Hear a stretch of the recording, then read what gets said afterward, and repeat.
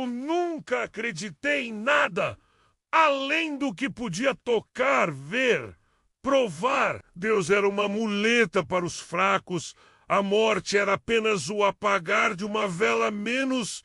Então, nada. 62 anos vivendo com essa certeza absoluta. 62 anos olhando com desdém para aqueles que se ajoelhavam em igrejas, que sussurravam orações, que falavam de alma como se fosse algo real. Eu era Thomas Brennan, professor de física aposentado, viúvo há 12 anos, e naquela noite de dezembro, sozinho no meu apartamento gelado, com a terceira garrafa de uísque quase vazia ao meu lado, eu tinha certeza de que sabia exatamente o que viria a seguir.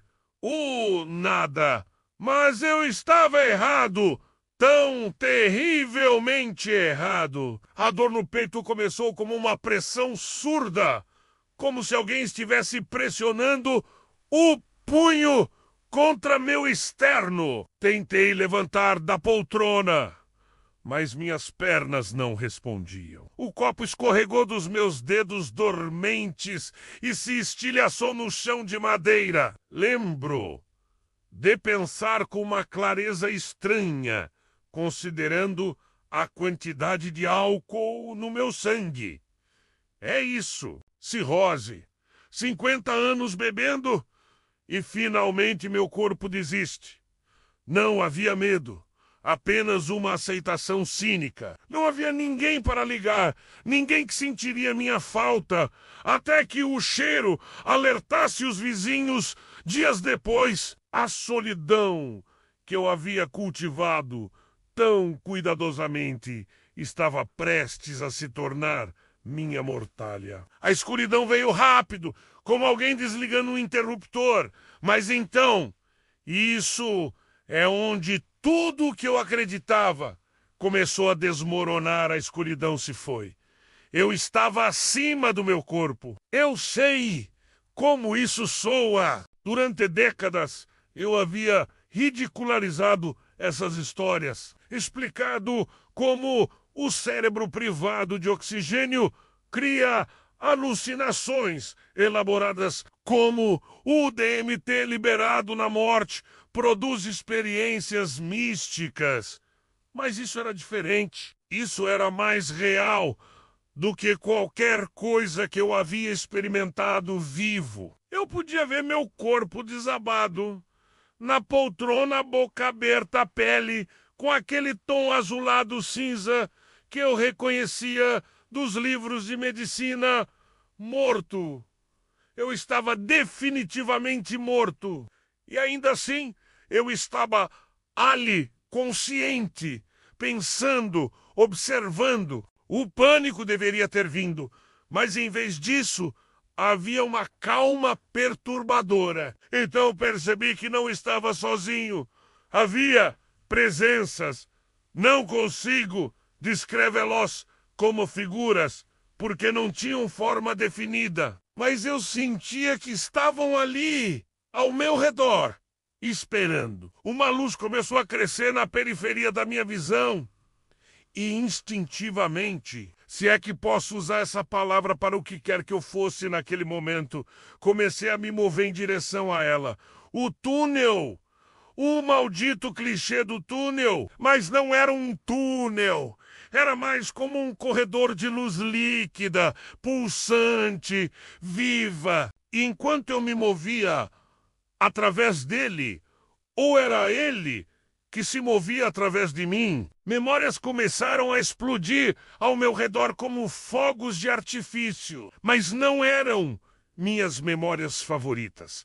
Não eram os momentos de glória. Era minha filha, Sarah, aos 8 anos, pedindo para eu ir à sua apresentação de dança. Papai está ocupado, querida. Trabalho importante. Seu rosto desabando. Era minha esposa, Margaret, na cama do hospital, dizendo que me amava, mesmo eu nunca tendo dito isso de volta da maneira que ela merecia. Amor é química, Margaret.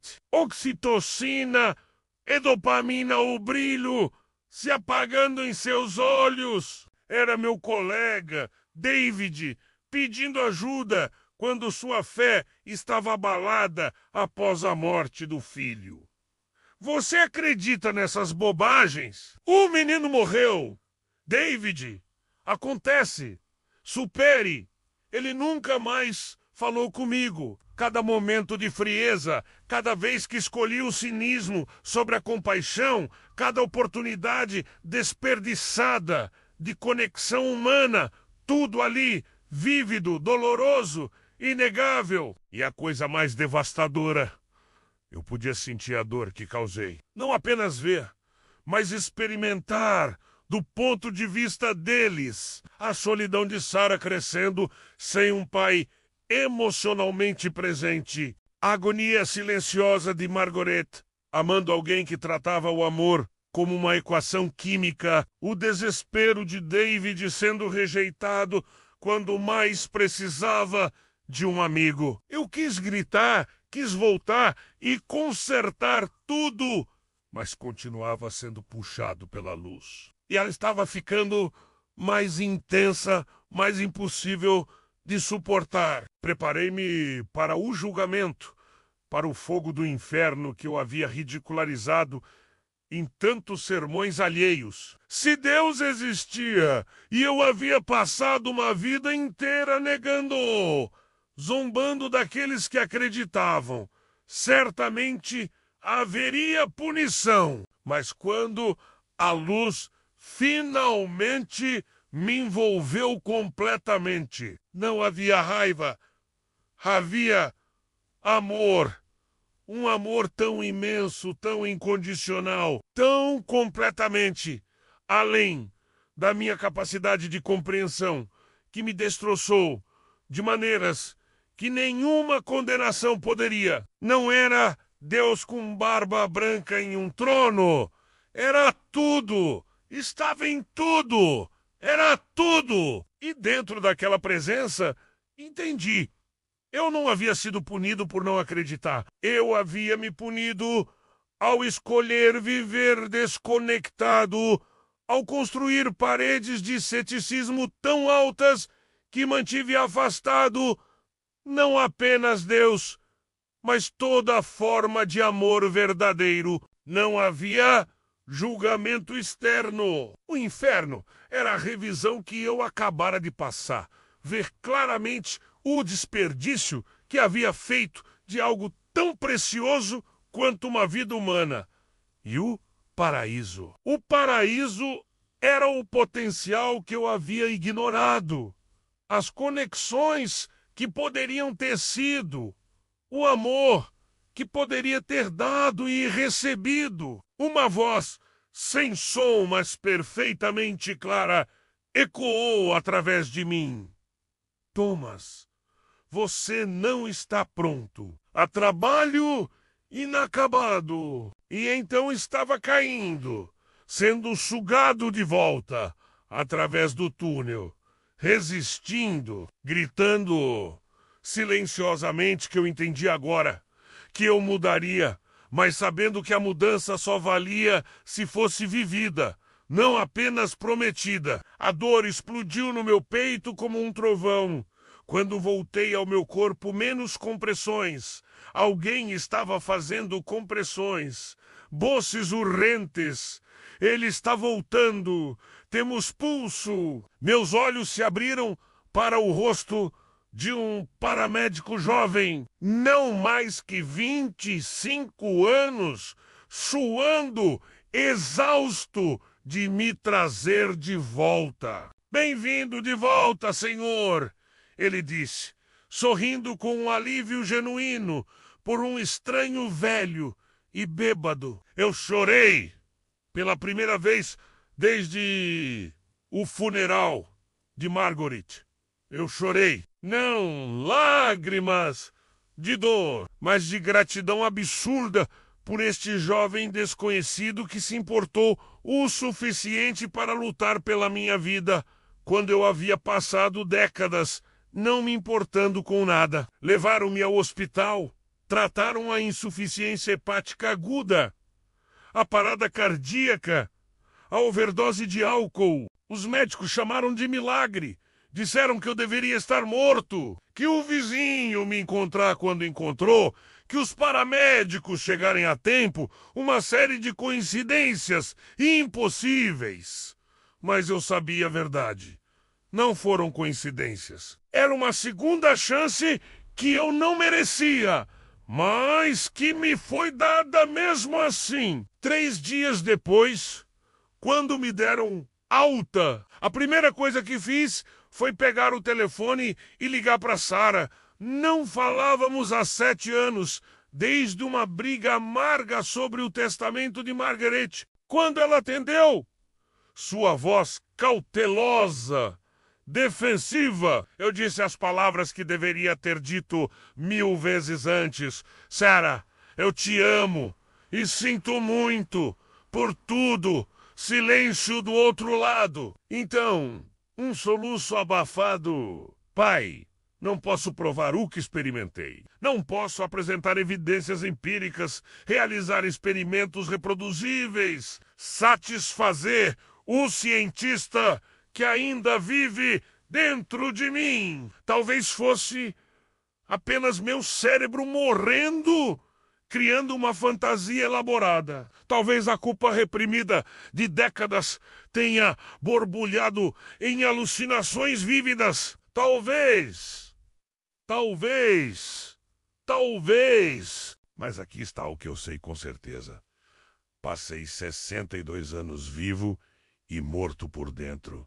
E 3 minutos morto e mais vivo do que jamais estive. Passei uma vida inteira exigindo prova antes de acreditar, mas aprendi que algumas verdades só podem ser conhecidas através da experiência, não da evidência. O amor de uma filha me recebendo de volta, a paz que vem de pedir perdão, a graça de acordar cada manhã com outra oportunidade de fazer melhor.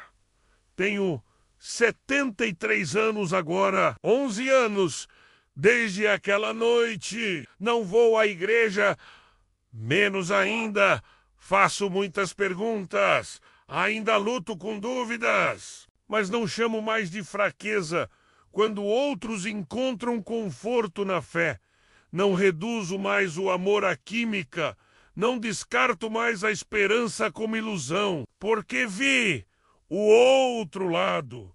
E o que vi não foi um velho barbudo julgador, nem um vazio pacífico. Vi que tudo está conectado, que cada ação ressoa, que o amor é real e eterno, de formas que transcendem a compreensão. Vi que a maior tragédia não é morrer sem acreditar em Deus, é viver sem acreditar em nada, desconectado de toda a maravilha e bondade que nos cerca. Sara vem me visitar toda semana. Trouxe meus netos para me conhecer, menos crianças cuja existência eu mal reconhecia antes. Trabalho como voluntário em um centro de recuperação, segurando as mãos de outros que estão onde eu estive, dizendo a eles que nunca é tarde demais para mudar. E quando me perguntam se acredito em Deus, eu digo: